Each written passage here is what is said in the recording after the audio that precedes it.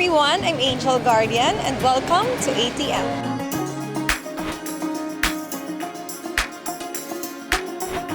Ako po ang gaganap bilang si Sangre Dea, ang pinakabagong tagapangalaga ng Brilyante ng Hangin.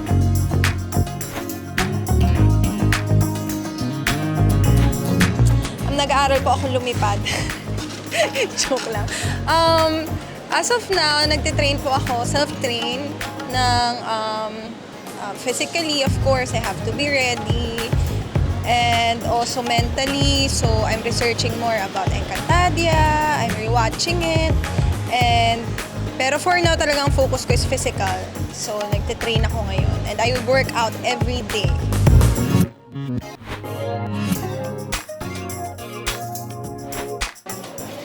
Siyempre sa kabutihan.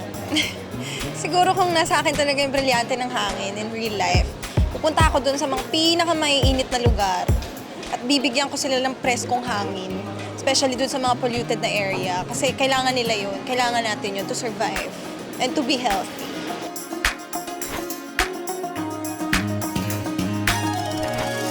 I'm happy. I'm happy with kung anong nakuha ko. I'm happy sa kapangyarihan ng hangin. So, I think I'll be good here.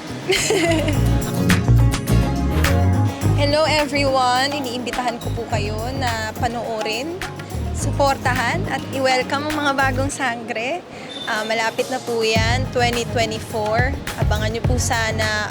Excited na rin po kami na magawa, makapag-umpisa at matapos to para mapanood nyo na. Yun lang. Maraming salamat.